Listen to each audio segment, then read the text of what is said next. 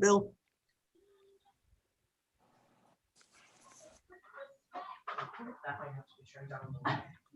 All set. Good evening. Welcome to the Warwick School Committee monthly meeting on Tuesday, December 8th, 2020. Pursuant to Executive Order number 20-05 issued by the Governor of the State of Rhode Island, this meeting will be conducted by electronic communication only. Members of the public wishing to access this meeting may do so at https://YOU.TU:*BEZZ5LRYY. This time I call meeting to order. We vote to go into closed session for discussion and or action regarding those items of business exempt from open meetings under general laws of Rhode Island, 4246-5, A1, A2, A4, A8, and A9. So moved. Second. All in favor? Aye. The ayes have it. We're going into exec. Be back soon.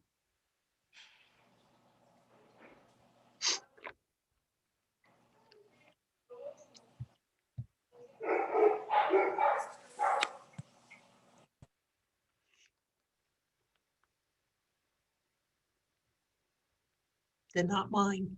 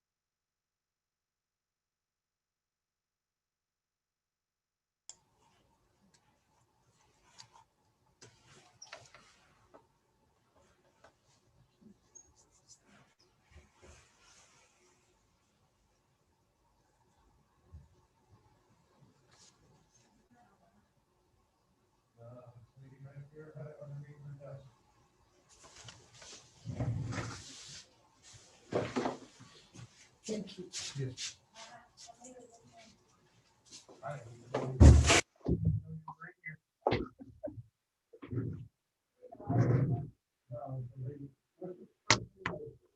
Karen. What is it? Karen. Karen. My name's Pete. This is my wife Ashley.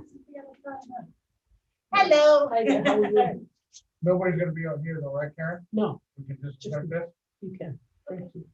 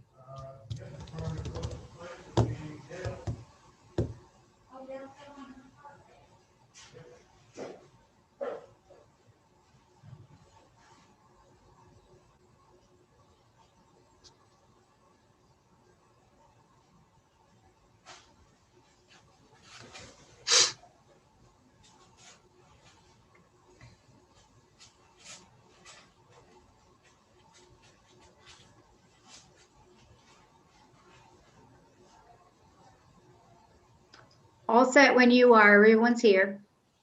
Where's Andrew? He's right here, coming now. Okay.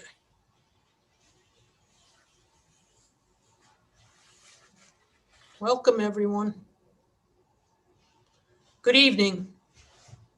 Are we on?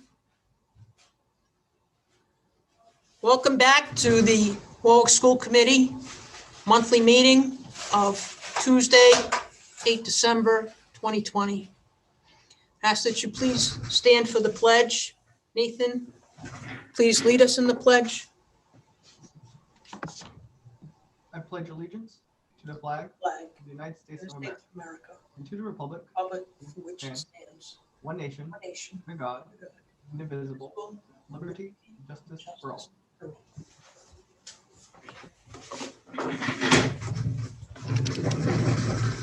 Thank you very much, Nathan. Well done.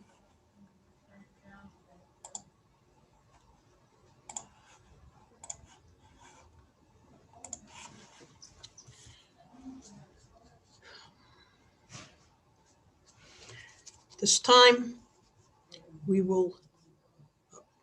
were no votes taken in executive session. We will vote to seal the minutes of executive session now. May I have? So moved. Second. All in favor? Aye. The ayes have it. 5-0. Thank you very much. Moving on to public comment. Ms. Bonang.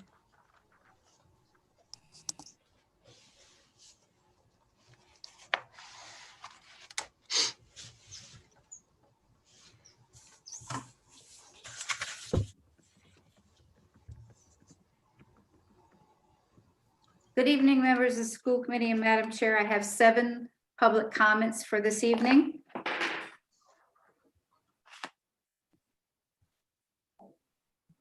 My first public comment is from Michael Peltier. Elementary schools return to 4-day school weeks and still do not provide transportation as required in Chapter 16-21. There is anticipation of beginning transportation in January, but the law still stands regardless of COVID. And the fact is, this committee substantially cut the budget for transporting students and has failed to abide by their legal obligations of Chapter 16-21. They have also failed to return most students to in-person learning, leaving them stranded on Google Classroom for just under a full year, and after millions of federal dollars spent on air purifiers that have yet to be installed. After everyone stops caring about COVID, I hope the detriment to children's education becomes your top priority as school committee members. My next comment is from Darrell and Gorton. Dear school committee and members of the administration team, the teacher survey focused on teaching supports, not COVID-19 concerns. Please provide information on who monitors students as teachers travel to different classrooms. What cleaning protocols will be provided for teacher equipment, Promethean boards, teacher stations? What is the anticipated distance between students and how that applies during lunch? Full in-person elementary return is concerning because teachers report that they do not have their plexiglass shields and other PPE. Who oversees this and what % of what PPE is provided? What is the policy for students who are unable to wear a mask? Are they to be placed in a classroom with other individuals, and what additional precautions are being used? The middle school survey did not provide any information to families about what these scenarios look like. Many families assume it is normal return and are unaware that their students will be required to remain in one classroom, sequestered to their seat for the school day. The results are invalid unless that information is made clear. Scientists are refocusing on the data of transmission in schools.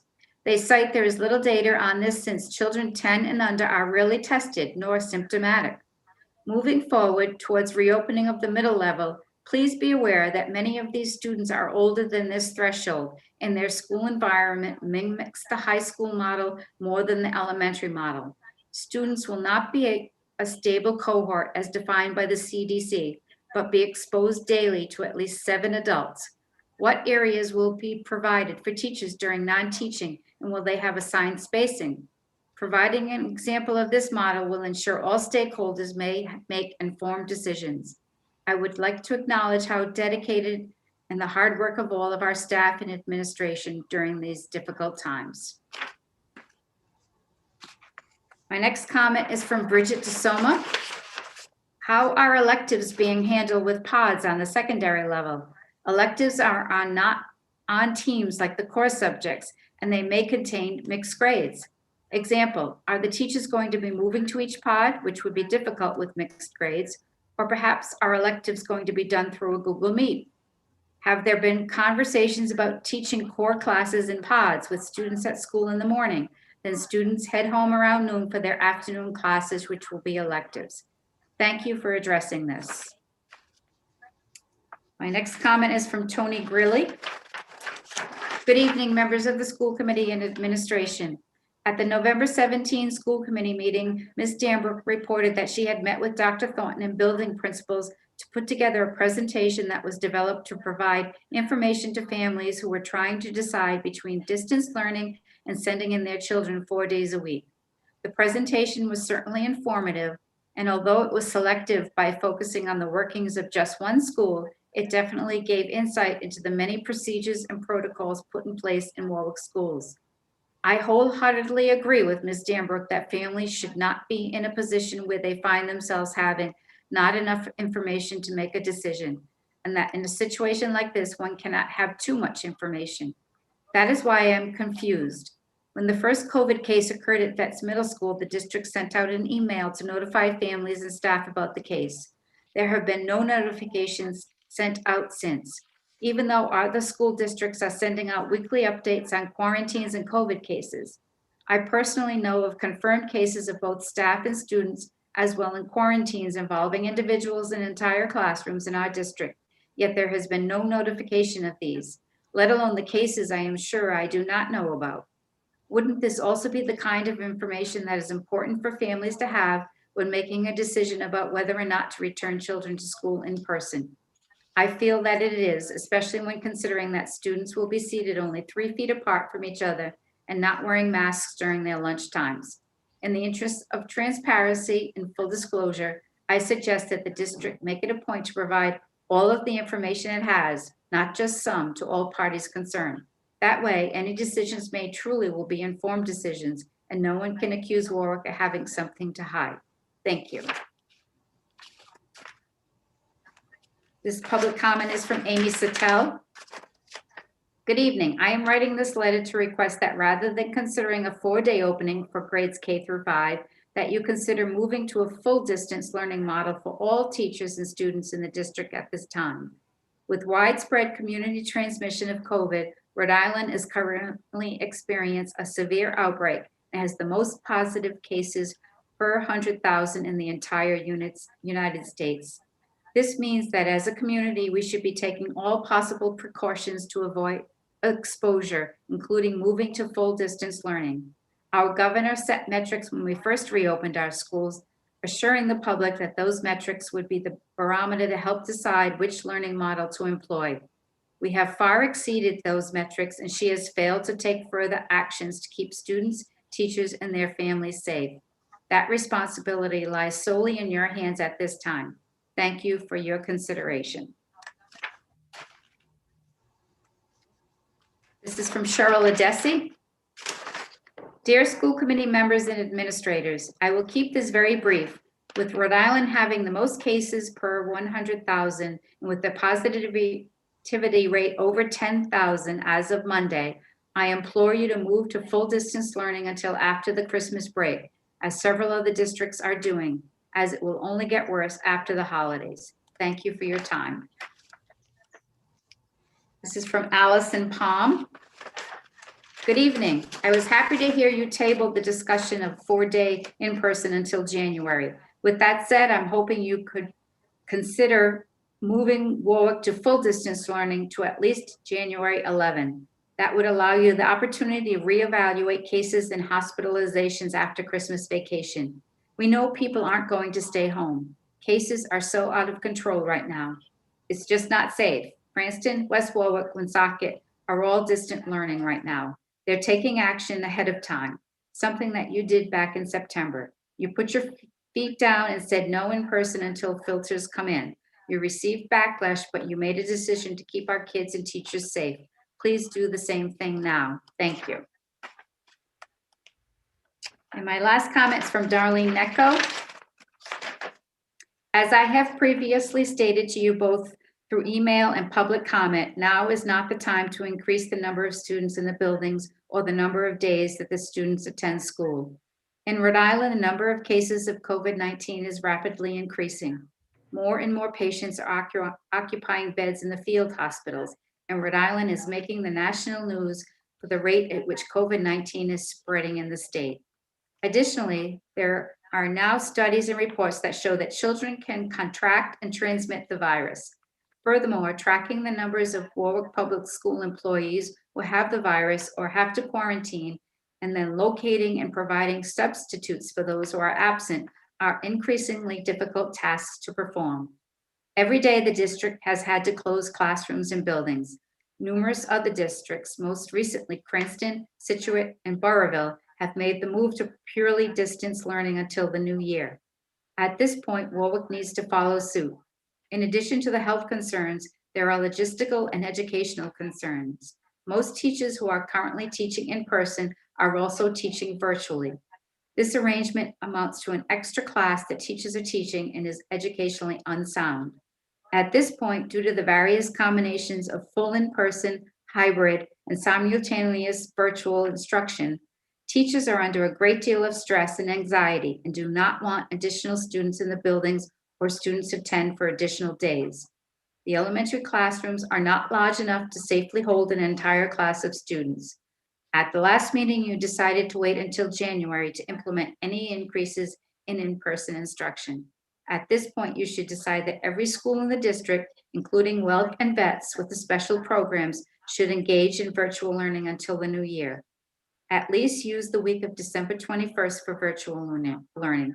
Doing so is the only way to ensure that education continues smoothly and that the people stay safe. That's all I have for now. Thank you, Ms. Bonet. There is no, item G, there is no school committee correspondence or donations at this time. H, recommended actions. Approval of minutes of public session, November 17th, 2020. So moved. Second, all in favor? Aye. Aye. The ayes have it. Approval of warrants for December 8th, 2020. So moved. Second. All in favor? Aye. The ayes have it. approval of transfers for December 8th, 2020. So moved. Second. All in favor? Aye. The ayes have it. Number 4, announced personnel as presented. Dr. Thornton and Ms. Ruggieri. Mr. Jerry, please. Good evening. We just have one appointment tonight, a classified appointment. I'd like to welcome Janice Ruggieri as the elementary secretary at Norwood Elementary School, effective upon approval. Welcome. Thank you.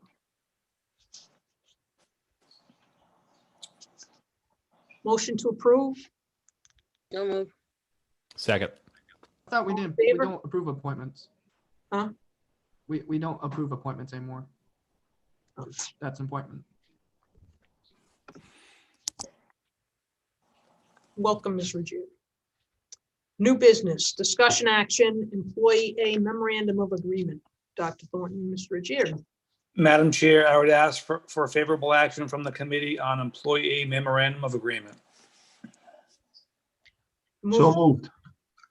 Second. All in favor? Aye. Opposed? The ayes have it, 5-0. Discussion action, potential litigation, Appendix B. Dr. Thornton, Ms. Ruggieri. Madam Chair, we would have no action tonight on this item. Thank you very much.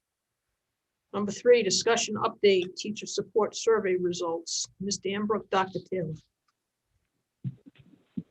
Good evening, Madam Chair. Dr. Taylor and I are about to show you a little presentation about our survey results. So Dr. Taylor is going to start the presentation. Yes. Hello, Madam Chair, members of the school committee, also members of the community tuning in tonight. Hello. So we have before you a presentation on a survey that took place back in November. It was designed at looking at the supports that we all can do to support teachers during this unprecedented time. So just a quick overview, as I mentioned, this was after school department leaders and school committee members were looking for that insight from teachers on any concerns or struggles they were having with all the types of learning that was going on, be it distance, in person, and the hybrid teaching and learning that was happening. So we're going to go over these results and show you what was shared. We have the overview of some questions. The first question that was asked on the teacher survey was, what are your biggest struggles with in-person learning, if applicable, because not everybody was doing in-person learning. And for example, the Veterans Elementary folks, Career Center, and the Vets K-12 school. And what you'll notice here in the responses are a mixture of there were checkoff responses as well as an open-ended other response. And we spent a lot of time on that other response. When you make a survey, it's tough to include the open-ended question because it takes so much time. But in this type of survey, to try to capture the struggles and the supports that folks need, it was certainly worth that time. So a number of us went through kind of a first cycle and second cycle coding process to analyze that data and to try to figure out the trends. The number one struggle that folks are having is technology, hardware, and software. That's certainly germane to what we work on here in this department. And in a good way, it was our number one struggle, and not good that folks are struggling with it, but it is validating because with the committee's support, we have invested quite a bit in technology. So it's good to see that that investment is going to target really what was the biggest concern. So I'm happy about the fact that we're doing that investment. Quick update there, Promethean boards to elementary schools started delivering today, and we have 4 elementary schools that have been delivered to today. We also have document cameras that you guys had authorized, and those have been arriving, or those have arrived, and we're working on getting those out to the teachers that need them. Chromebooks, as we know, is a big struggle still. Nothing to do on our part, and certainly nothing to do with the support from the committee. It's just the worldwide pandemic and shortage on Chromebooks. I continue to press the gas on that, usually twice per week, trying to poke for Chromebooks. We realize that our students need those, and we're continuing to voice our concern on that with our vendors. Google Enterprise has been a great software upgrade, giving teachers a lot of extra support and help with Google Meets. That's been rolled out just this past week after the licenses came in for that. I know Ms. Amelot and her department have put together a number of software apps that have met with your approval, and those have been rolled out through our single sign-on. Also, we take work in supporting the community, families in need with hotspots. Through, again, your approval, we've been able to continue to support folks there. And Wi-Fi in our buildings, right? So even though our elementary schools have not been at the capacity throughout the first trimester that we normally would see, we're constantly working with our managed services provider to ensure that our connectivity and our Wi-Fi, especially in light of the Chromebooks that are coming, is something that our buildings can handle. So number one concern, but as I said, the things that will help mitigate that concern are in hand as recent as this week and being deployed. The second big one that we see there is student behaviors. By student behaviors, we're talking about mask wearing, social distances. Not only is this just and I want to make sure that this is represented correctly from the survey, it's not always an unwillingness or a disciplinary type situation. As you know, that our in-person learning was occurring with various special populations, and it might be students that couldn't wear masks or were having difficulty keeping those masks on and really understanding social distancing. So I want to represent that correctly. Breaks was an issue. By breaks, we have mask breaks, which is where students had the opportunity to take a break from their masks, bathroom breaks, but also teacher breaks. I think something that came through as a struggle in the survey for our folks that are in-person learning is, and I recognize, we all recognize that teachers are doing a tremendous job really balancing the demands of the students in this pandemic and working to ensure that they too have the breaks that they should have as well. So we recognize that was on the survey. Health and safety of our students and staff is also a struggle, and just ensuring that, and there was a big concern, especially in the free-form open-ended question, that folks were just really concerned about their own safety, their family safety, and that echoed again through the survey. And then the fifth, and these were the top five. There were many more, but just to capture the top five, teaching students in person and on Google Meets is a challenge. And by that, we're talking about when folks are teaching a group of students in front of them, as well as on the Chromebook at the same time, simultaneously. And that came across as a struggle as well. We asked a big open-ended question, but again, just try to capture, as many different types of responses. Suggestions on how we as a district can support these teachers with the above in-person struggles, those struggles that I just pointed out. Provide teachers with newer technology and better Wi-Fi. I just went over that. And I also don't want to spoil the surprise for future slides, but you'll see that technology pop up in a few places. That's why I wanted to spend a little bit of extra time reviewing that. Make more PPE available, ensuring that our faculty and our staff across the district in all roles have the PPE that they need to be safe. Assign designated DL teachers was a suggestion as well. And we've had that conversation. And that's been in some of the thinking in the past, but that was a suggestion that came up. They want consistent and better communication probably from all stakeholders, and so that popped up as well. Change the current itinerant schedule was the fifth thematic, bigger type suggestion that came across. So I wanted to share that with you as well. Ms. Stanbrook? Yes, sorry. So what are your biggest struggles with distance learning at the elementary and secondary level? So again, as Jeff said, we're seeing a theme of technology, hardware, and software. So Mrs. Amelot has been doing a good job adding more software opportunities for teachers and students. And Mr. Taylor, as he said, has Promethean boards being delivered to elementary schools. And also he has some Elmo cameras ready to go as well. Student assessment. So teachers are struggling with how to assess students with distance learning. It's hard to make sure the assessments are valid, to support the students during the assessments, and also to make sure the students are doing the assessments independently. Number 3, student attendance and engagement. So we heard a lot about students who might sign in to a Google Meet, but then leave or shut their camera off and don't engage in discussion or the lesson. That was a lot at secondary, but also at elementary, that, students would attend a Google Meet maybe in the morning, and then the second Google Meet later in the morning, they wouldn't come back to. So there's been a lot of inconsistency with student attendance and engagement on the Google Meets for distance learning.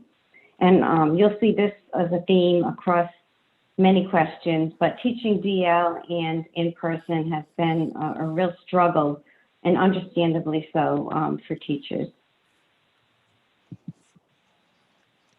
So how can the district support you with any of the above distance learning struggles? So teachers want more professional development on how to do the teaching of distance learning and in-person learning. More professional development on different software applications and also using the hardware.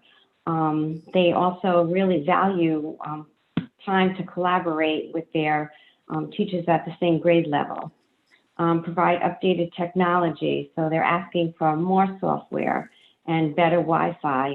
Some teachers are saying that, they're trying to connect with their distance learners on Google Meets, and they're having trouble. The students are getting kicked off, so they want better Wi-Fi in their classrooms. Technology supports for students and families. So many parents are reaching out, or many students are reaching out to teachers for support and technology and how to manage Google Meets and different software. So the teachers they have their hands full with teaching, and now this is another something on their plate. So we need to talk about how we can better support students and families with that. And provide separate DL teachers. And we know this is a need, but we know we don't have the money to afford this. To hire DL teachers for all the schools and all the grades. More support from parents, administrators, and support professionals for students who are not attending Google Meets.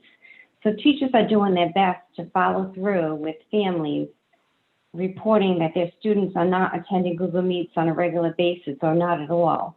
But, they're making phone calls, but they'd like more support from their principals, from their school psychologists, the social workers, guidance counselors. So that would help. They feel also that some of these students are not receiving education, and they'd like more support for that.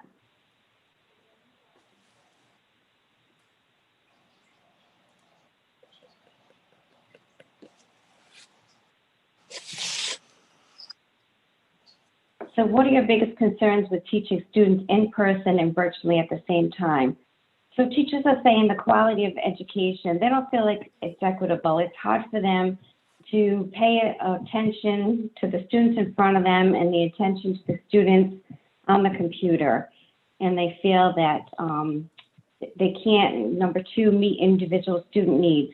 They can't provide differentiation. They can't provide small group instruction or individual support as much as they could if all the students were in front of them. Student engagement, they're struggling with engaging students both in front of them and distance learning on the computer.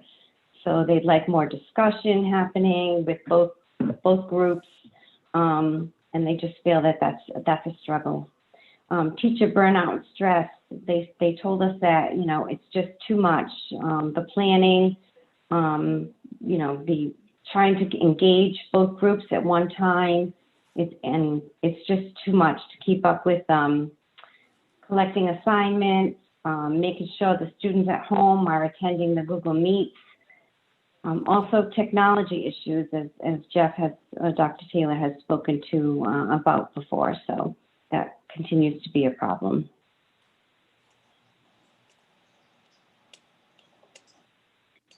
So we asked, what professional development would you like to have?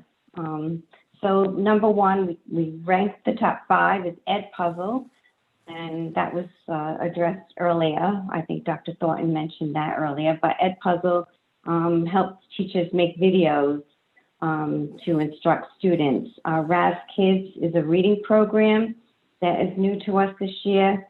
Screencastify also allows educators to create videos to do instruction. Common Lit is a new ELA program for grades, I believe grades 3 through middle school. And Google Forms. Google Forms is what we use when we create surveys. So teachers would like, these 5 are the top requests for teachers. But I was reading further into the teacher responses. Social emotional learning was a big topic that came up, and it's not just for children. Teachers and staff are asking for social emotional learning for themselves. So that's something that we're starting to work on now. Like, how can we support the teachers and staff with social emotional learning? You know, the COVID has taken a toll on all of us. Teaching during COVID, making sure that your family's safe, you're safe, and your children are safe and taken care of is really a huge responsibility. Training on proper PPE use and COVID guidance. So we've been providing PPE to our schools and our staff, but they want to know how best to use it, when to use it, and they want to know more about COVID and you know, the guidelines for COVID. So, and also time for collaboration. Teachers really, really value collaborating with their grade level partners or their teachers in their school. So they're asking for more time for collaboration. So those are our challenges, but I also want to talk about what's going well. So student arrival and dismissal, those procedures are going very smoothly. I've witnessed some at several schools, and the principals and the teachers have done a great job setting up systems where there's safe and quick arrival and dismissal. Student lunch and recess procedures at the elementary level, and also at VETS with the special education students. I know the secondary students are still there, but when the elementary students were there as well, the student lunch and recess procedures went very smoothly. The teachers are very thrilled with the cleanliness. So thank you to Mr. Oliver and his staff for providing the extra cleaners. They're doing an excellent job in making people feel more safe. Google Classroom. In the spring, teachers struggled with Google Classroom on how to use it. We provided a lot of professional development with Google Classroom. So I feel great that they're saying now, teachers are saying now that Google Classroom is something that's really working and going well and they feel comfortable using. Also support from additional staff. So both elementary and secondary teachers appreciate additional staff that they have to support them, whether it's a teacher assistant, supporting students with distance learning, whether it's the building aides, the extra cleaners in the building, the building substitutes. So I think, you know, I want to say thank you to Mrs. Ruggieri and Mr. Oliver for giving us the additional staff. So that's the end of our presentation. So Mr. Taylor and Dr. Taylor and I will take any questions. You know what, one thing I did skip is there was one concern about student breaks. Staff breaks. And that has to do with itinerants. So in the past, itinerants, most teachers received at least maybe one break a day or one break for 4 days, and one day they'd have 2 breaks. This year it's a little bit different, and that's been a big concern. So I asked Dr. Cecil to join us tonight to explain the change in the itinerant schedule, because that was a concern about not having enough breaks in their teaching time. Yes, good evening, everyone, and Chairwoman Mrs. Backus. This summer, when we were meeting throughout the summer to talk about how we would work with students on all of the different models, one of the concerns, we had representation on these committees from all of the different itinerants. We had librarians, we had music, we had visual arts, etc. And one of their concerns was that if they had a regular schedule, they would be going into up to 5 grade levels or 6 grade levels of students times 2 schools, so that they would potentially be exposed to upwards of 300 children a week if we were back in person, even in a hybrid model, that they would be exposed to that number of children. And they were very concerned that they would become super spreaders and that their own safety was at risk. And so I met with them a number of times, problem solving and trying to come up with a plan for how would we best be able to serve the children and keep everybody as safe as possible at the same time.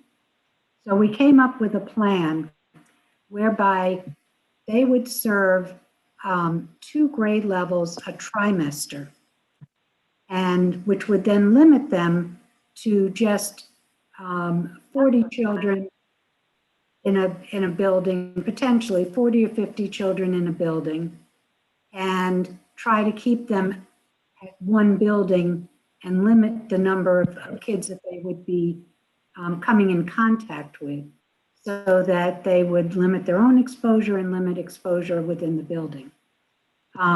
We have 5 itinerant subjects, and we have 6 grade levels. So what that means is that in a trimester, 4 of the grade levels get 2 specials, a trimester, but then one of those trimesters, 2 of the grade levels are only going to get 1 special. And that means that 2 of the 4 days a week, they do not get a break. We talked about that and said that we would hope that a building aide would be able to go in and provide a short break, enough for the teacher to be able to go use the restroom, just have a short break. We knew that even with just a 4-day week, that no teacher would get their full contractual amount of planning time in those 4 days, so that they would make up that planning time on a Monday. And we even came up with a table that showed by trimester, by grade level, the number of planning minutes each teacher would get on a Monday to make up for the time that they didn't get during the week. And the special ed, when devising the schedule, and let me tell you, it was no easy feat to actually create this schedule. And when it took me days, literally days to do the schedule. But when we did it, it was with the idea that this could work under any plan that we had, whether it was distance learning, hybrid, or full in person. We could use the same schedule so that we would not, it would not be confusing to anybody. Parents would know, that they would get 1 assignment a week, what their special would be for that trimester, et cetera. In working it, it's not perfect by any stretch of the imagination. There are flaws in it, as with any schedule, but in the long run, it's certainly, in our opinion, the safest way to go. If we were to revert back to just the regular schedule, as we've done in the past, we would then again be exposing teachers to the itinerant teachers to hundreds of children a week in multiple buildings, and they have the potential to become super spreaders. And so that was the reason for it. Any problems that have come up with the schedule, we've so far been able to work them out. So again, it's far from perfect, but it's workable, and we think the safest thing to do. I'll be happy to answer any questions you might have. Any questions? Madam Chair? Mr. Cornell? So first, I would just like to say thank you for sending out the survey, and this was a lot. It was really useful information for this. Thank you, Dr. Cecil, for all the work you've done in regards to this. It's much appreciated. And trying to keep our teachers as safe as possible. I just had a question. So, are there any numbers that came with the survey of like how many teachers thought wanted this or like any statistics about which options they chose or over other options like that concerned them? Yes, there were numbers that are percentages that came with the answers. So we asked some open-ended questions, which wouldn't have that. But Dr. Taylor and I looked through them and came up with themes. But some of the questions that we asked that had choices did have percentages of responses. Okay, could you send that to us and also make it public so people are aware of what how the teachers, what their concerns are? Yes. Thank you. You can put it on the website, I imagine. Okay, thank you. So if you could send us, do that and send us an email, that would be very much appreciated. And my second thing is just when teachers decided to take this poll, so did they have to submit their names or information about themselves, or was it anonymous? Or They did submit their names and what grade level they taught. That would help us differentiate the needs in elementary, middle school, and high school. Okay, I just want to let you know that some teachers reached out to me and they didn't take the survey because they were concerned about like that they would get in trouble for sending names out there. And of course, I know that wasn't the intention at all.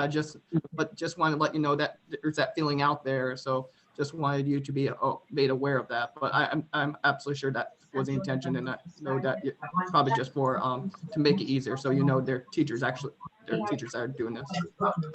But thank you for sending the information, and thank you for a wonderful presentation. Thank you, Mr. Cornell. And I want to reassure you, the only reason we did the survey is to support teachers and help them out. Yes, I too would like to thank all of you involved for your hard work on this. I know it's actually something that I suggested, and I think you guys did an excellent job. And I just wanted to kind of follow up on what Mr. Cornell just said. What would you say is the percentage of teachers that actually partook in this task? It was about 43%. Okay, yeah, I heard similar things, that some were very leery because of putting your name on it, but I'm happy to hear it's at 43. It could have been much lower. So again, I thank you for your hard work on this, and I think it's going to be helpful for everybody involved in this process, including the school committee. So I appreciate that. Yeah, we'll be using the responses for planning, future professional development, and we just even today ordered more PPE for the teachers, and like Dr. Taylor said, we're ordering more technology hardware too. Excellent. And software. Thank you. Madam Chair, if I may. Yes. Thank you. Well, Ms. Cobden asked the question I was going to ask. What was the response rate? 43%. Frankly, I thought it would have been higher. I would have hoped it would have been higher. When we surveyed parents and we got response rates in those percentages, the results were called into question. I'm not prepared to call the results into question. So I'm kind of saddened that it isn't higher. The retribution argument or potential is sophomoric to me. I don't understand it. We're all professionals. But I'm glad we did it. There was some information we can glean stuff from. Mr. Taylor, with respect to Chromebooks, I know that's a big sore point. Is there any other information as to when we can expect arrival of the Chromebooks that we had ordered? Yeah, so that's a great question. So I pushed this envelope multiple times a week with Wally, who won the bid on the Chromebooks.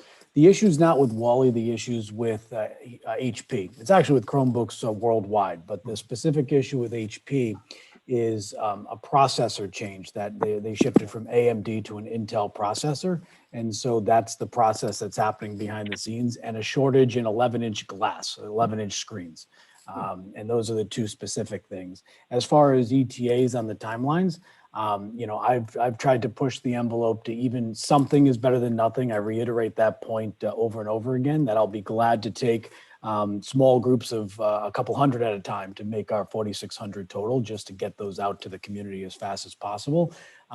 Originally, when we went out and we awarded the bid, it was 90 days, which puts us to this month. So those questions are very fair that we're hearing. Now we're hearing into the new year, anywhere from January, February.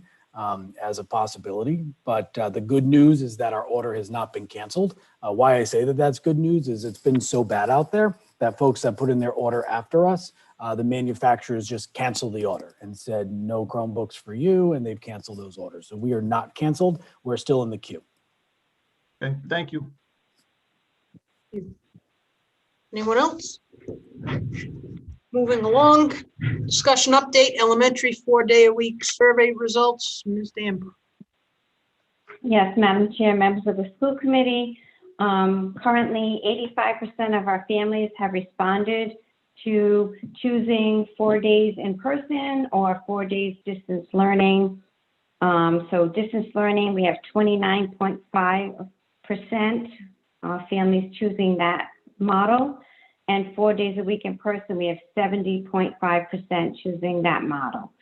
I know some parents are having a difficult time making a decision due to the uncertainty of the virus. Even now, we are seeing a surge in the virus, and Dr. Thornton and I did even discuss this today. Yeah, Madam Chair, actually, if I could add a point in time, it makes sense to mention it. We are talking about, the extent to which the virus is present in Warwick. We keep looking at the data. You may have followed in the news cycle, some districts were closing because they are lacking the ability to staff their classrooms. I would tell you that's not where we are in Warwick right now. As you know, we were DL middle high, so no big load there staffing, and we're hybrid elementary, and we had our vets program. So essentially, between not having as many classes in district and also raising our subrate of pay, the challenge has not been right now, knock on wood, on staffing. It is to some extent a problem as far as cleaning. We are getting more challenges there as far as replacing the cleaners that get knocked out, either being COVID positive or through being isolated, quarantined. So that is a challenge more so now as far as cleaning. We're also talking to our head nurses, talking to our principals, talking to our union leadership, talking to other districts, and really looking at where we are. The big thing I'm focusing on is each week the state puts out data that shows you the positivity rate by city and town. 2 weeks ago, Warwick was at 8%. Last week we were at 11%. These numbers come out every Wednesday. And tomorrow, I'm really curious, want to see what our numbers are tomorrow. But I am concerned that the positivity rate is climbing right now in the city of Warwick. And, that's where my concern centers right now. And I think I'll have more for you on this probably by end of work tomorrow. Thank you. I'd also like to continue with, we haven't set a definitive start date. We tossed around January 5th or the 12th as a possibility. But again, as Dr. Thornton said, we don't know the future of the virus, and we wouldn't start, I want to reassure families that we wouldn't start 4-day in person when the virus is, increasing in numbers. So this is a commitment. So this is why it's so difficult, because parents are making a commitment whether their students are going to be distance learning or 4 days in person. 4 days in person. So it's for the semester. So it's December through March. So we need these numbers because even if we do not go back right away, as Dr. Thornton was saying, due to the virus, we do need to start preparing. We need to start setting up classrooms, making sure we have enough staff. If more children are coming back, we might need, as Stephen Gothberg said, we're not supposed to have more than 20 people in a classroom. So If you have 22 students coming back, we have to make some adjustments there. So right now, we just need a commitment or an answer to do that planning. So any questions, I'd be happy to answer. Any further questions? Madam Chair, I just have one for Ms. Danbrook. Testa? Thank you. Ms. Danbrook, I missed the beginning. What was the percentage of respondents overall? I missed that number. 85%.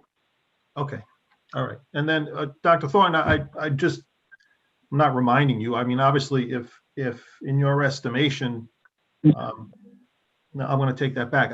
I'm just, it's your call to make as a superintendent. If the data shows something you're not comfortable with, then it's your call. And you know, as a school committee member, I'd support your call because you're the one entrusted to run the district. So, you know, I don't envy you or any of your colleagues in the superintendent field, but it is kind of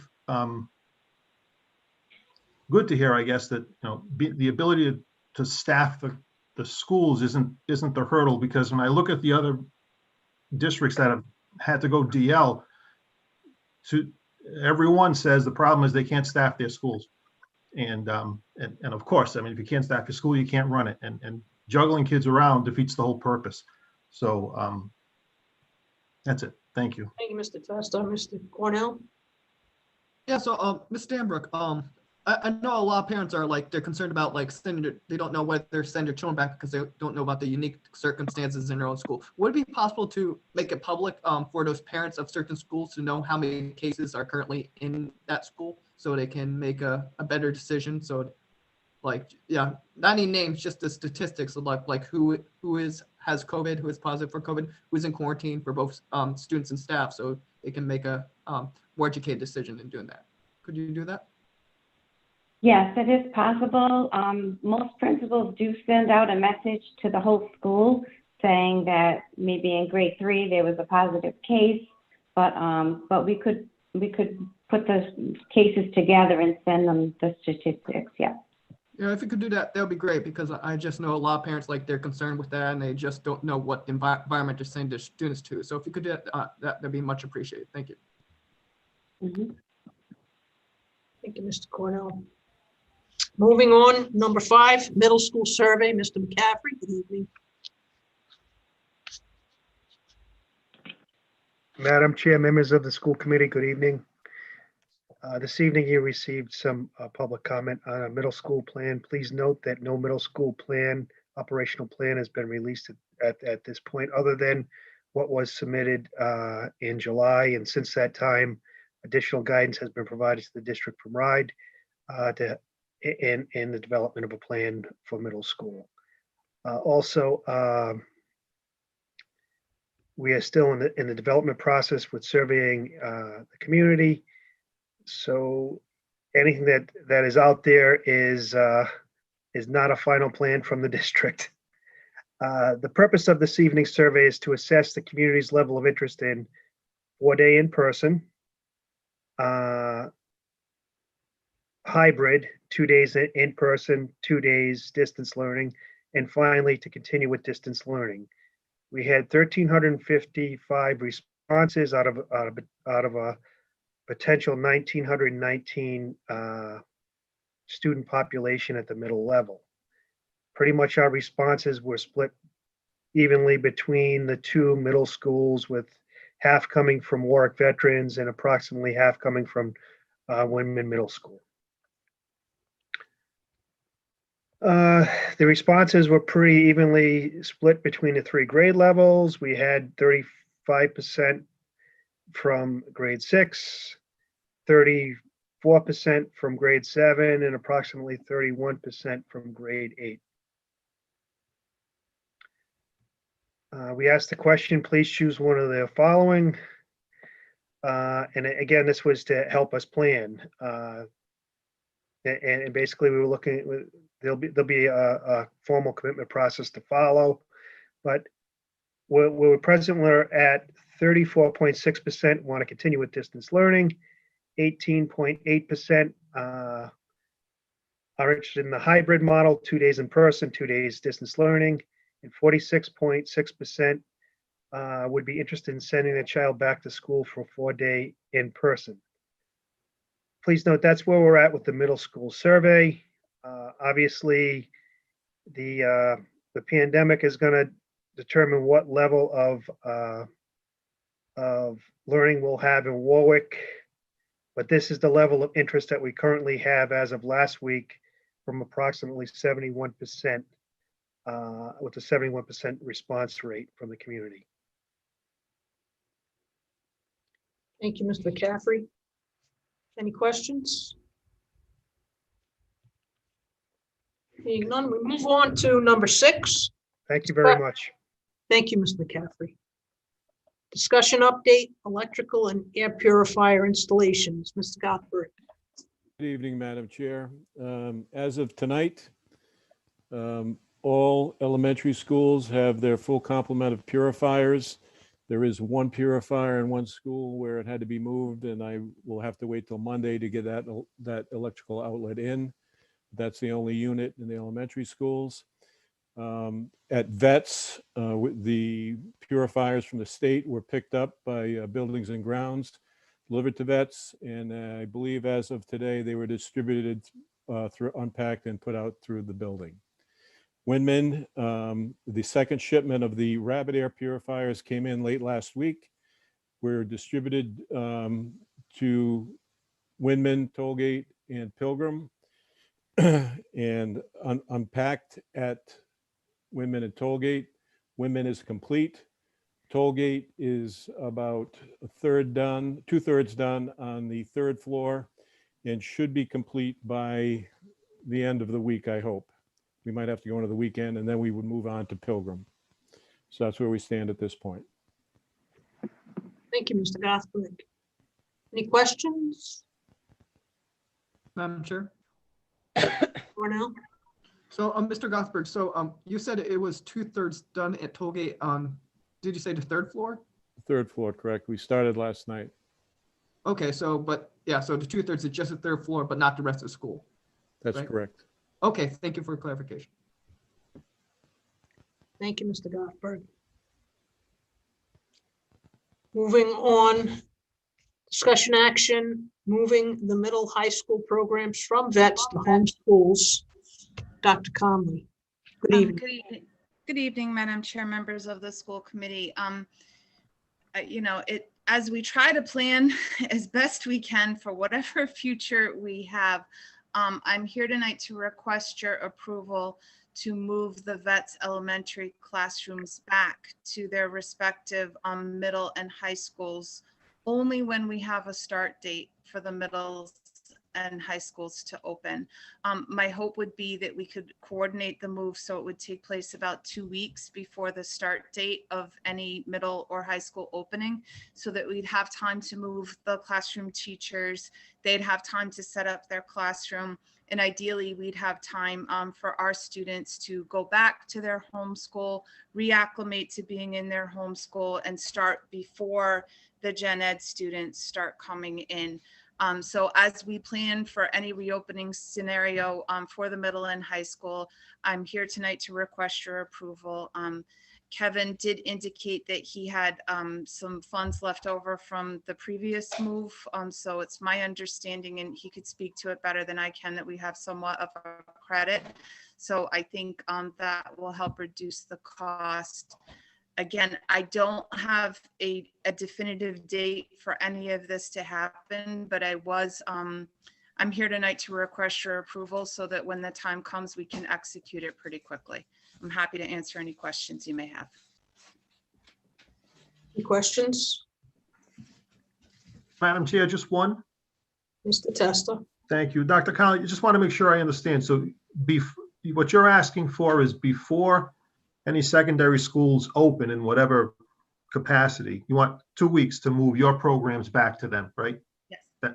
Okay. I mean, we can't open vets fully until the special ed classrooms that are there move back to their home schools. It appears that sequentially, the middle schools would be opening before the high schools, so that would make it a little bit easier, but I wanted to get permission to initiate this move now so that we're ready to move as quickly as we need to move. Again, it may be due to the rising numbers that we aren't going to be setting an open date for the middle or high school anytime soon, and the vets special ed classrooms would remain there. I'm in no rush to move them, but I do know that we need to move them out so that vets can reopen for the gen ed students when the time comes.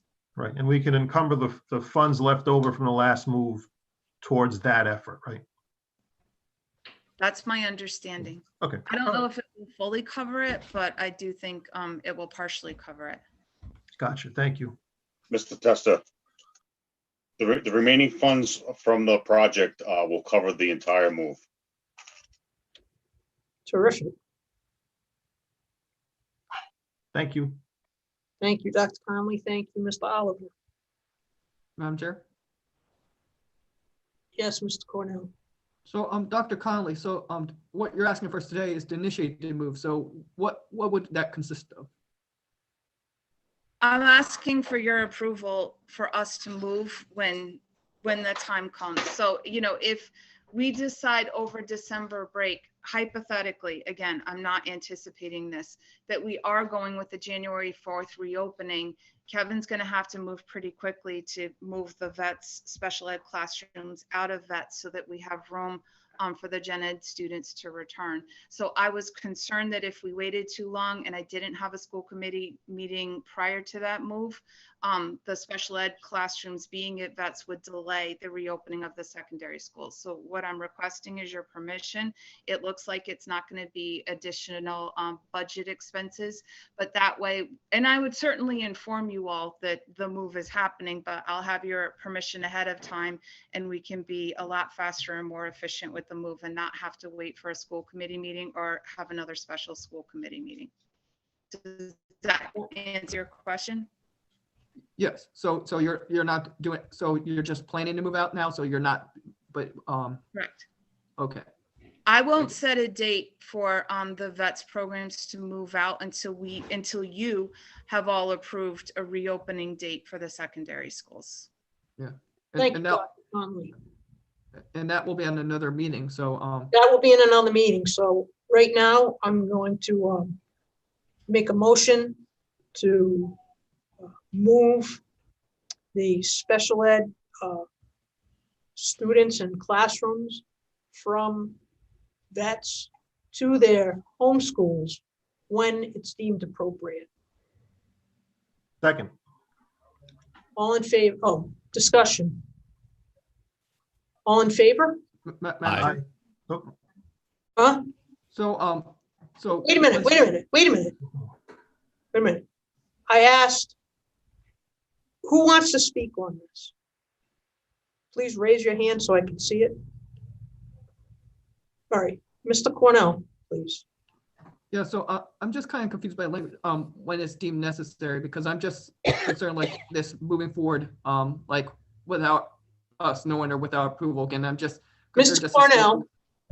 Cornell, Yes, being a bit argumentative, the special ed director is asking for prior approval so that she can put a move together. We will certainly be notified.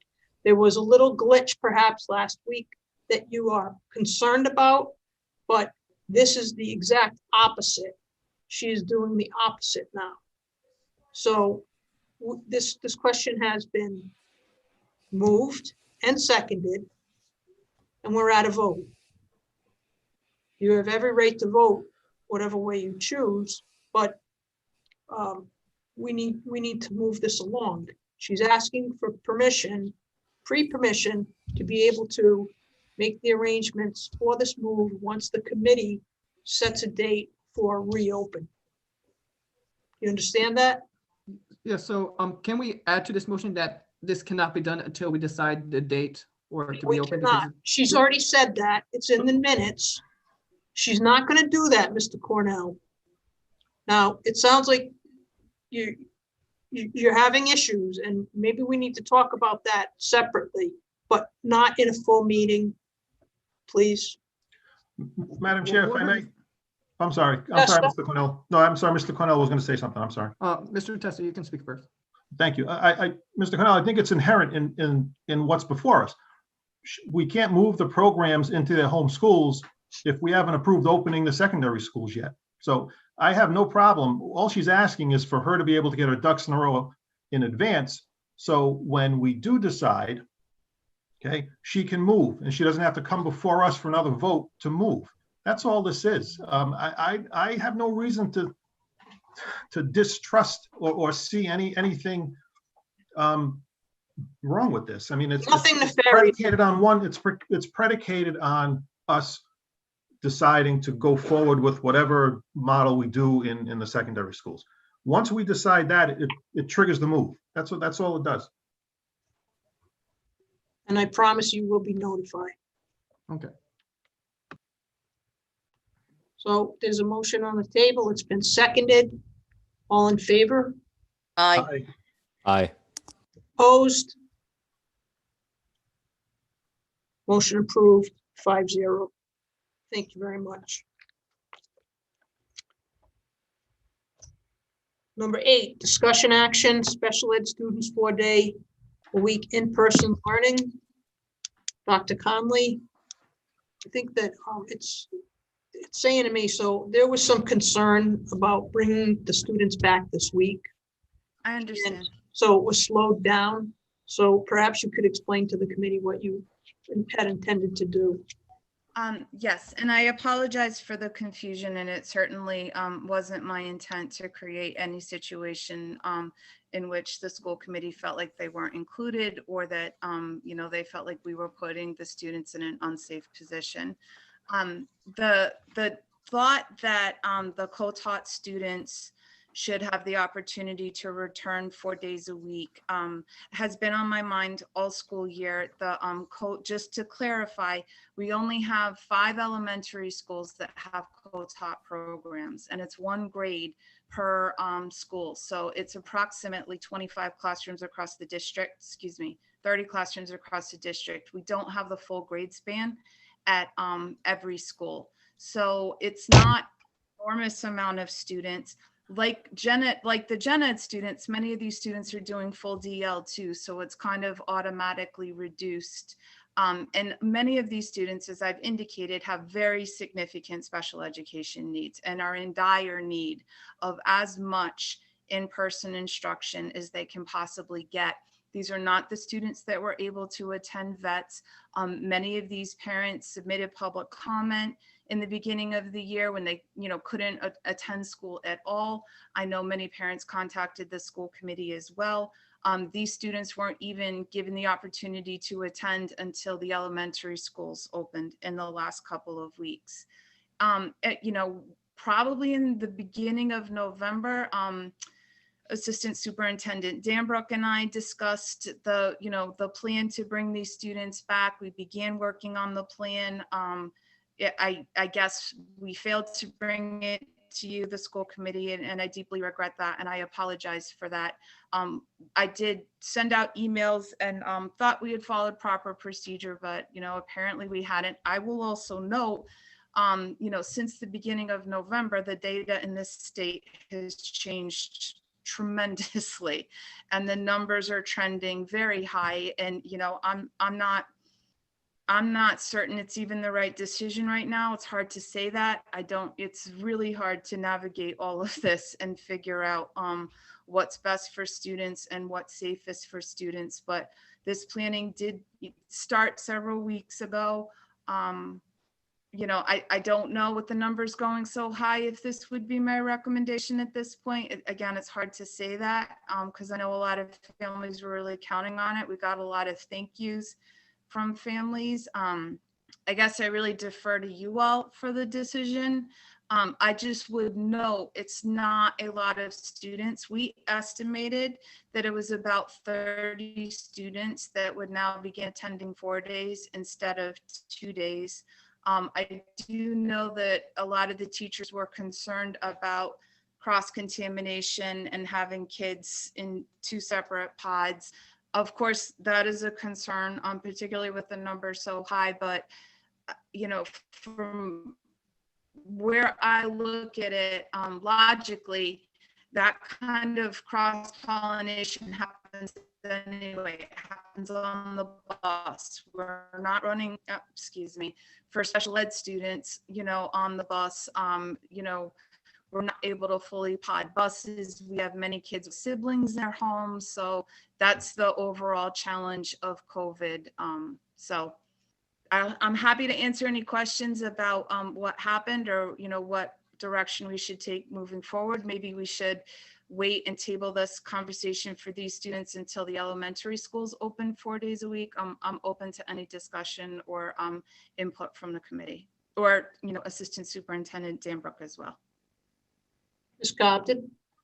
Yes, Dr. Conley, I wanted to thank you for your email with the numbers on it because we didn't really have those numbers, and it was much lower than what I was imagining, which is a good thing. I want the kids back. I want everybody back in school, period. But we seem to be in a bad hump right now with all this, and I think it's a difficult time to have kids come in and sit with two different groups like you were just talking about.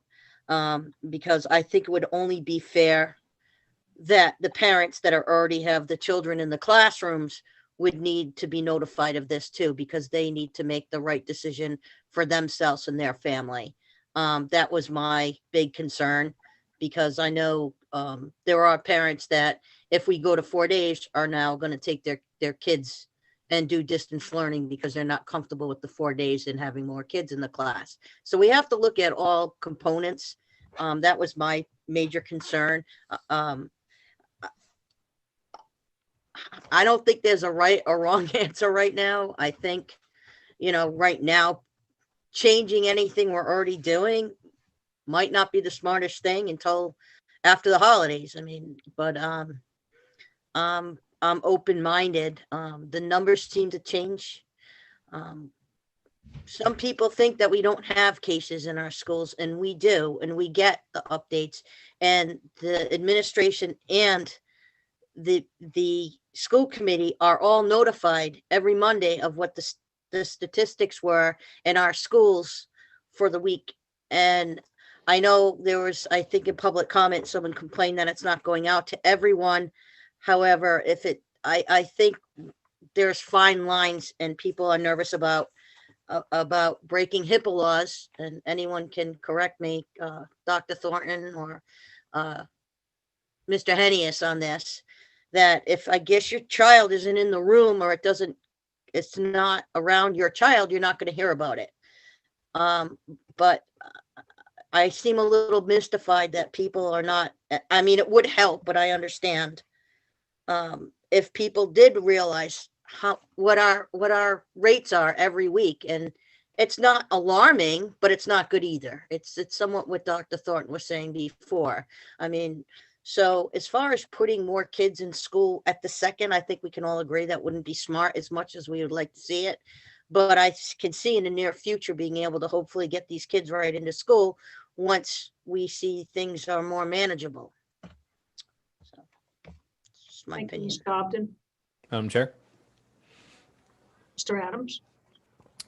I mean, for the most part, I agree with what Ms. Cobden said. And in terms of Dr. Connolly, you say that just in our current time that you're not sure if it would be the best decision to go to follow through with the 4 day in person or remain hybrid. I think it's also important to note, just like to piggyback off of what Ms. Cobden said, was Dr. Thornton earlier was even mentioning just how much it's spiking, and that he's not even sure what our future holds, and even with tomorrow, like Dr. Thornton expressed uncertainty. So I would also agree that we should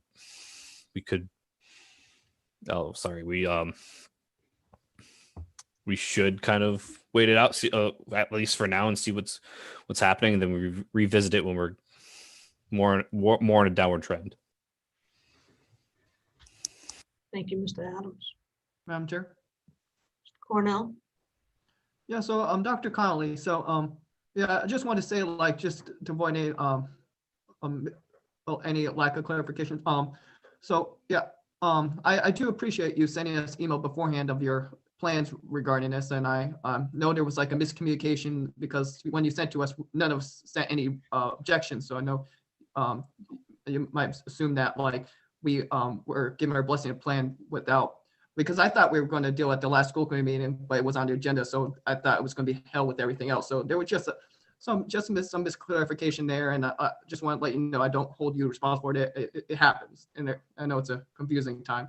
But regarding this, I just feel like this should be treated as with the other issues, like for example, the 4-day elementary and the middle schools, like that was pulled to hold to January, and I think that's what we need to do with this now, because right now, like Rhode Island is the worst in the country with coronavirus cases, and I just do not feel like this is the time to do this. And I think like, and I don't think we should send just special education students 4 days back and not elementary 4-day students, not send them 4 days back. I think it should be tied together with that. So I just think right now we shouldn't do it for this month. Madam Chair. Dr. Conley. Thank you, Mr. Cornell. I appreciate your kind words. Just so you know, I'm still going to advocate for these students and probably request that they get the opportunity to return earlier because it's not a lot of students and they are in dire need of services. So I respect your position, but I consider it a major part of my job to make sure that I'm in the ring for these students. So I say that to you respectfully. Thank you, Dr. Conley. I'm with you. Mr. Testa?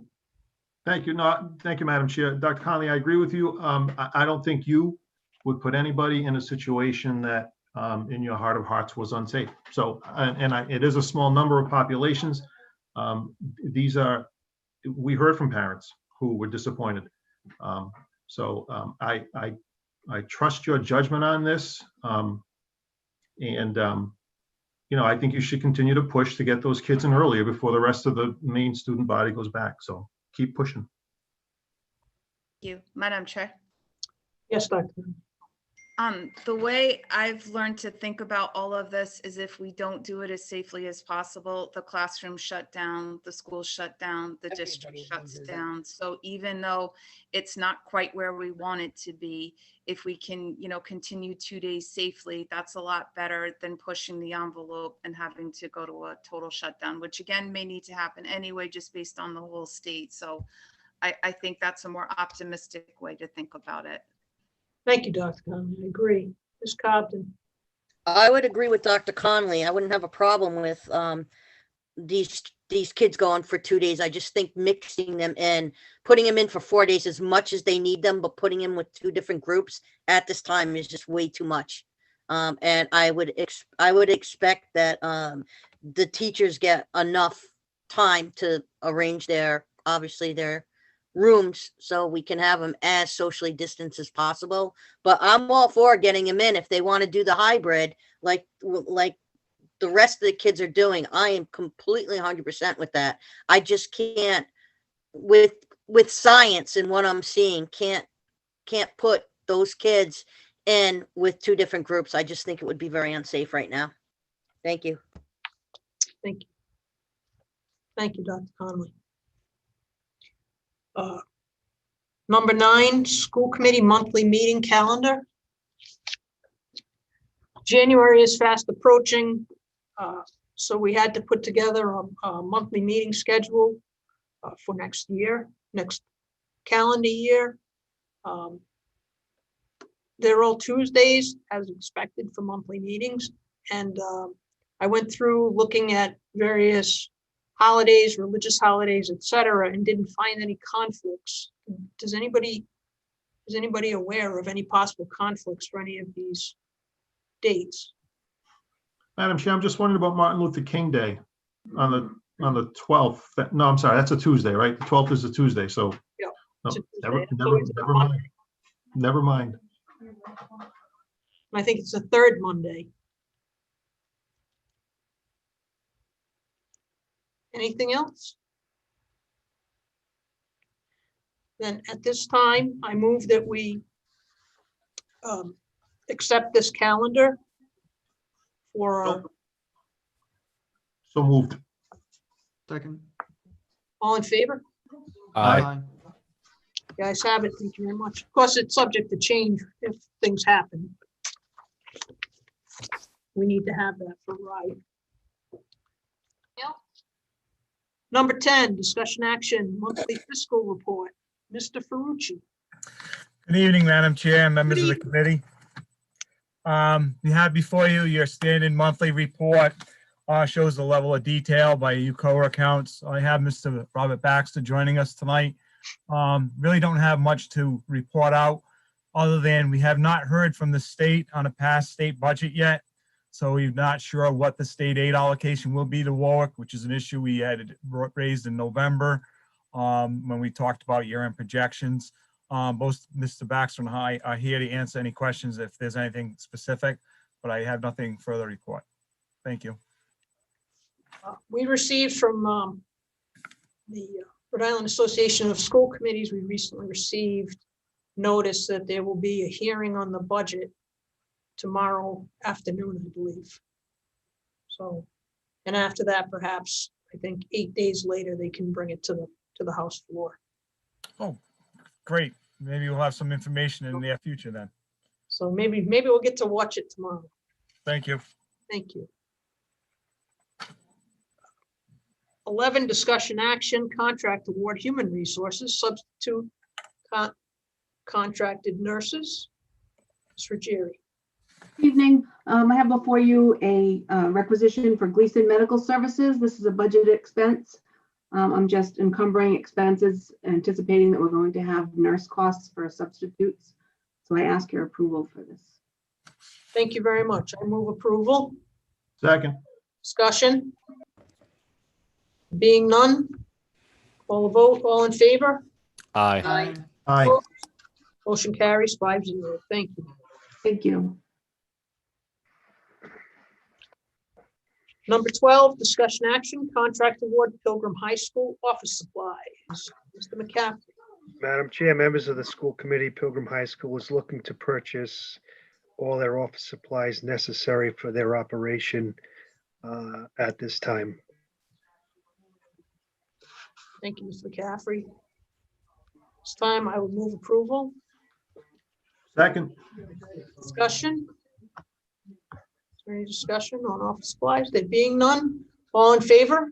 Aye. Aye. The ayes have it 5-0. Thank you very much, Madam Chair and school committee members. Thank you very much, Mr. McCaffrey. Number 13, building committee recommendation, bond phase 1, cash release 3. Mr. Ferrucci. Thank you, Madam Chair. We've been reporting out periodically the success that we're achieving with the bond funds and getting our buildings rebuilt, and they're eye-opening now, the projects we have completed. And it's now the time of the year where we're looking at what projects we're going to do for the summer of 2021 and going into the school year 21-22.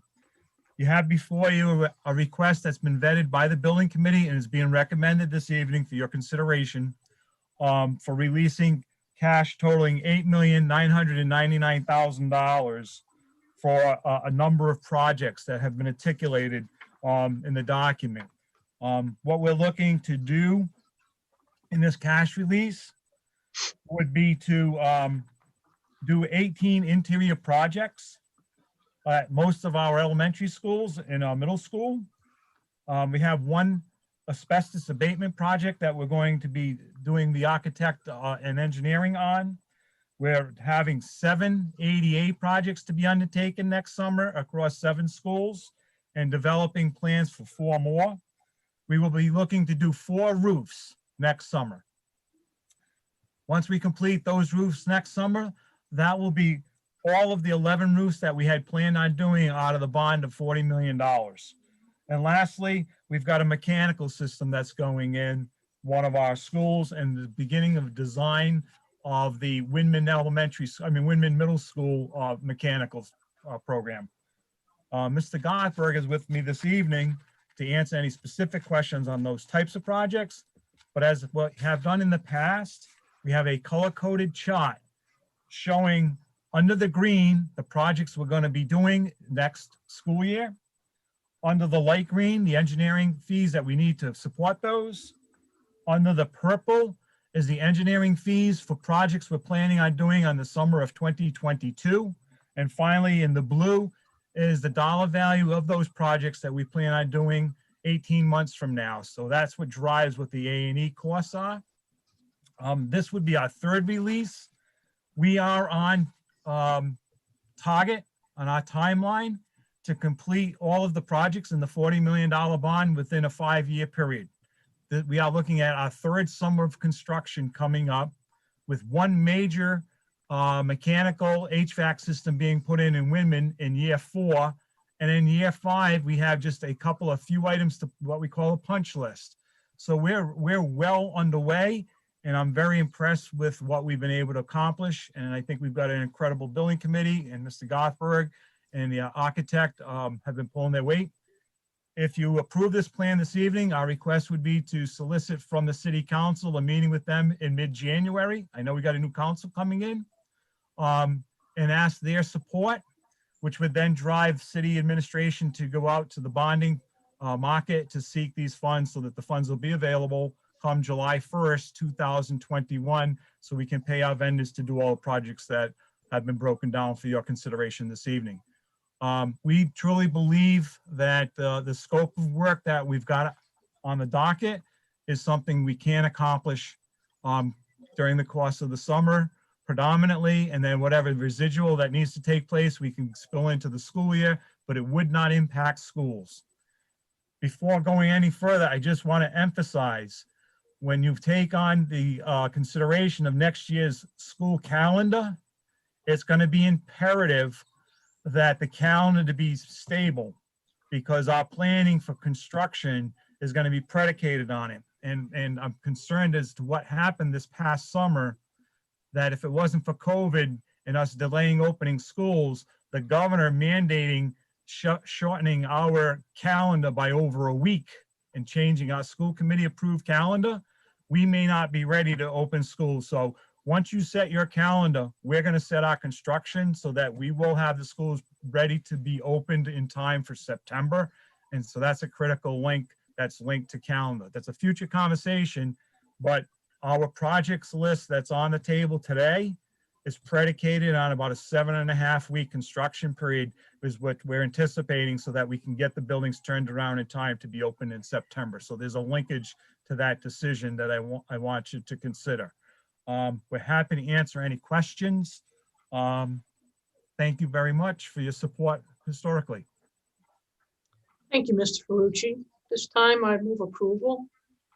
Second. Discussion. Madam Chair, if I may.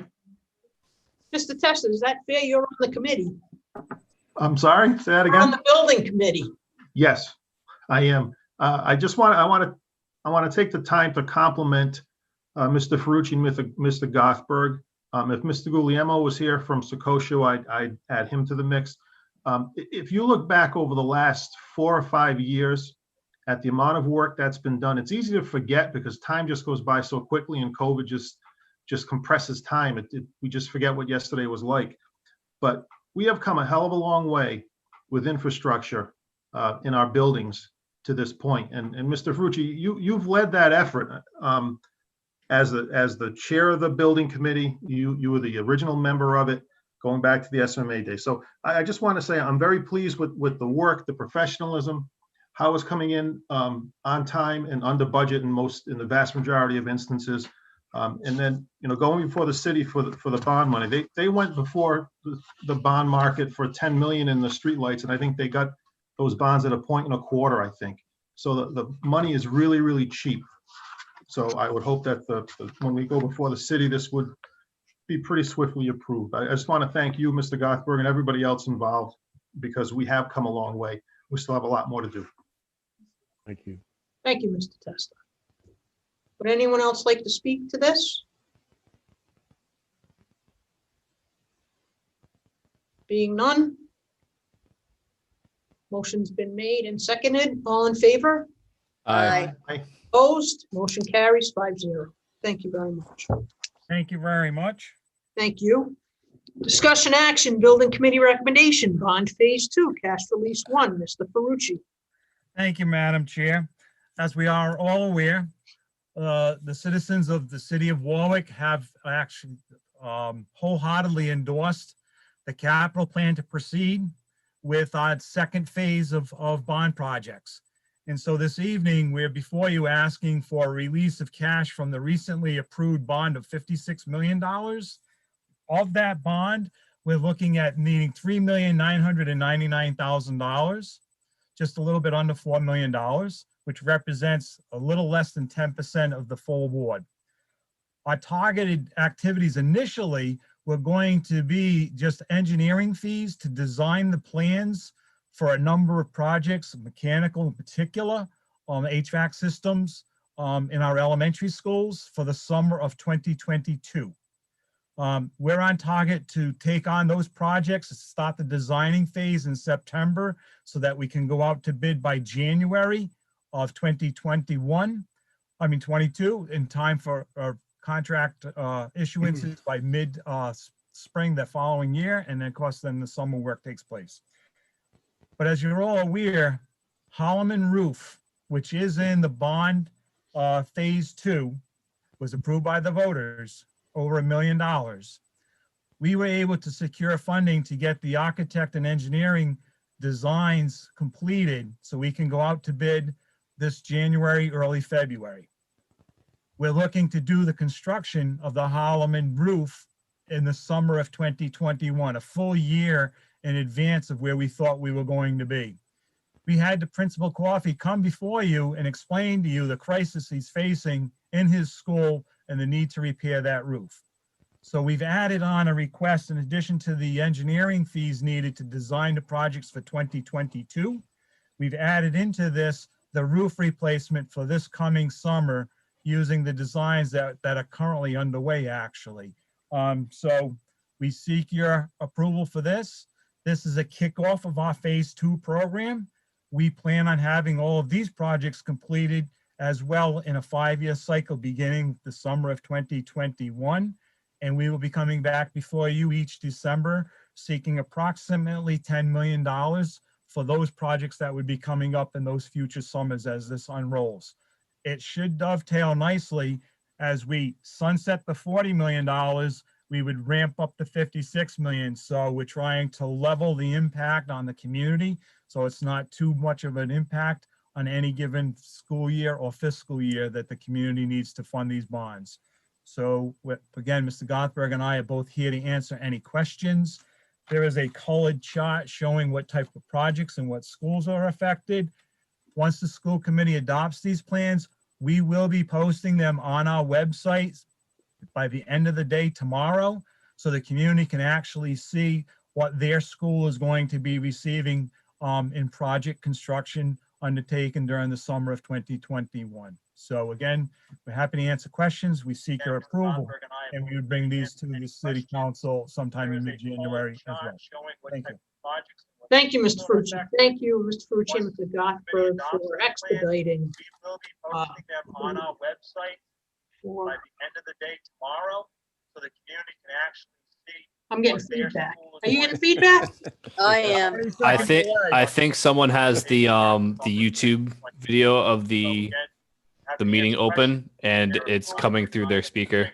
I've been hearing it all night. I think it might be Miss Boning. Thank you, Mr. Frucci.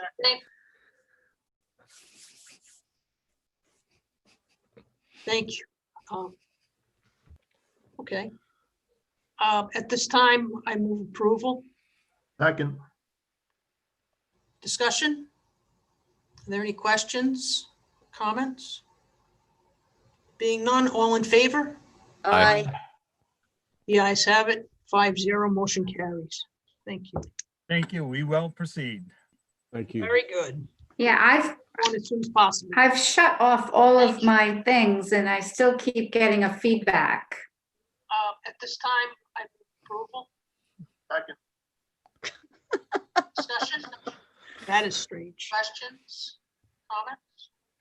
By the way, Miss Boning, I wasn't trying to like reprimand you at all. I was just saying I think it was coming from you. 5-0, motion carries. Number 16, discussion action, change order, special education. I've shut off all of my things and I still keep Kathy, getting a you may have to feedback. mute your mic. I don't know who it is. Does somebody have? It's Kathy, because last time she shut it off, it stopped and then it resumed. So it's definitely Ms. Boning's mic. to like reprimand you at all. I was just saying, I think it was There you were. Number Kathy, what happened 16, to discussion you? action. There we go. That's over, okay. Discussion action, change order, special education, Pearson PO 21001272, Dr. Conley. Madam Chair, there's one Yes. before that for the maintenance. I'm Oh, sorry. wait a minute, that's right. Thank you. Discussion action, thank you. Contract award refinishing high school gym floors, Mr. Oliver. Good evening, Madam Chair and school committee members. I come before you asking your approval for this contract. If you have any questions, I'll be happy to answer them. I move approval on the refinishing of the high school gym floors. I second that. Discussion, Madam Chair. Mr. Cornell? Mr. Oliver, I know that Tollgate's floors were refinished not that long ago, so they need refinishing again. Keep doing it. They're part of the cycle of the refinisher program that we have for our gym floors. This is the time we're doing them. So it's a good time to do them now. We don't have anybody in the building. And they'll be ready for to be used for gym classes and athletic events. Okay, thank you for the explanation. You're welcome, sir. Are there any other questions? Madam Chair, if I may. Mr. Testa? Thank you, Mr. Oliver. And I do see in the documents that we don't even know if sports is going to run, but we kind of made this commitment a few years ago to stay in the cycle, maintain the floors, so we don't go back to what we used to do. So I am conscious of the fact that we have a pretty significant deficit. I don't think $10,525 is somehow going to hurt things or help things. So I would support this. Thank you. Mr. Testa. Are there any other questions? There being none, all in favor? Aye. Aye. Opposed? The ayes have it, 5-0, motion carries. Thank you. Now, discussion action, change order, special education, Pearson PO 21001272, Dr. Conley. Thank you. Respectfully requesting your approval for this change order. This is for critically important and legally required special education testing that we have to conduct. Unfortunately, when we did the original order, we greatly underestimated the shipping costs.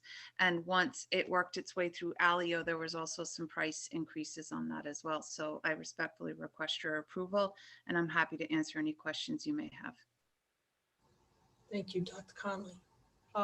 Did you discuss with them forfeiting or cutting the shipping cost at all? No, a lot of these tests are proprietary, like only one company Gotcha. provides the testing, so they really kind of have a monopoly on it. Okay. It's not Amazon. All right. Well, I have to ask. Thank you. So at this time, I would move approval on this change order. Second. Second. Any discussion? There being none, all in favor? Aye. Aye. Opposed? Motion carries 5-0. Thank you. Thank you, Dr. Conley. Discussion action, change order, Controller's Office, Alio Support PO 21001530. Mr. Baxter.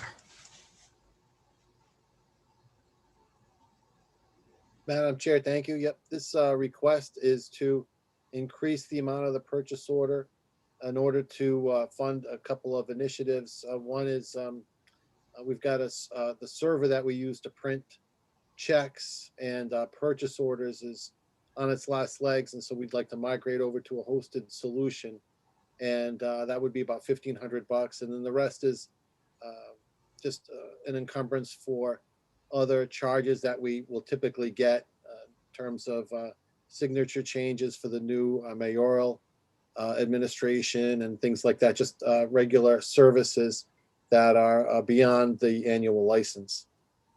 I'll entertain any questions. Mr. Baxter, did you discuss the new system for the checks and things like that with the with Dr. Taylor at all? Oh, yeah. Dr. Taylor and I talk on a regular basis about Weidenhammer, about Alia, which is our general fund accounting system. Yeah. Yes, and Madam Chair, I do support that as well. The more aspects we can get over to the cloud and off our servers, the better. And this is a good move. Good. Thank you for doing that. This time I move approval. Second. Discussion? Any discussion on this? There being none, all in favor? Aye. The ayes have it, 5-0, motion passes. Thank you very much. Thank you. Number 18, discussion action, kindergarten through grade 5, 4-day-a-week update. Mrs. Danbrook. Ms. Danbrook. Yes, Madam Chair, members of the school committee. This kind of follows up what we talked about earlier in the meeting about the return to school 4 days a week in person, or choosing the model of distance learning 4 days a week. So 85% of the parents have responded to that survey. The principals are following up with the parents who have not yet completed the survey. Those parents probably have some questions and concerns, and the principals can speak with them on an individual basis to answer those concerns and questions. The reason they have their list now, and they do have to start planning, even though we don't have a definitive start date, they do have to start their planning now. So whenever we decide we want to start, we'll be ready to go.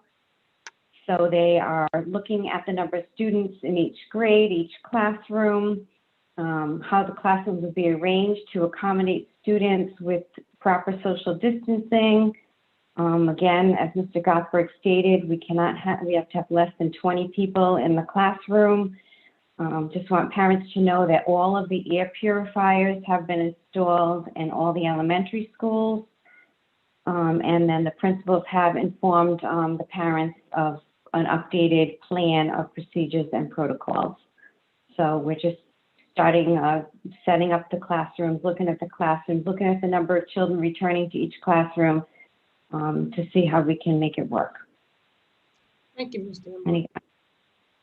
Are there any questions for Ms. Danbrook? Thank you for that update. You're welcome. Thank you. 19, discussion action, secondary reopening update. Mr. McCaffrey, please. Madam Chair, school committee members, tonight you received the results of the middle school survey. Next time you'll have additional information provided on the middle school. This past Friday, you should have received a communication from me on the survey that went out for the high school. I'll have the results available to you for the next time as well on the high school survey. And that's where we're at this time. Thank you. Are there any questions for Mr. McCaffrey? Are there any questions? Thank you very much for that update, Mr. McCaffrey. Thank you. At this time, in accordance with school committee policy, administration will be presenting those expenses ranging from $1,000 to $4,999 as a consent agenda item. If a school committee member wishes to address any individual item noted, they may do so by referencing the index number of a particular document for an individual item to be removed from the consent agenda and to be addressed separate and individually from this agenda. Are there any such items? Are there any such items? There being none, I move approval. Second. Any discussion? All in favor? Aye. Aye. The ayes have it, 5-0, motion carries. Future meetings. There will be a special school committee meeting on Tuesday, December 15th. That's next Tuesday. And there will be a special school committee also on Tuesday, December 29th, 2020. Are there any other upcoming meetings? building committee or anything like that? Okay. Superintendent, do you have anything you'd like to say? Nothing further, Madam Chair. Thank you. There being nothing further before this committee. Ms. Compton, I just want to wish everyone that celebrates a very happy Hanukkah. happy Hanukkah and Merry Christmas and happy holiday, whatever you celebrate. Enjoy the season. Thank you. So at this time, I'd ask for a motion to adjourn. So moved. Second. All in favor? Aye. Aye. The ayes have it. This meeting is concluded. Hope to see everyone soon. Good night. Night now.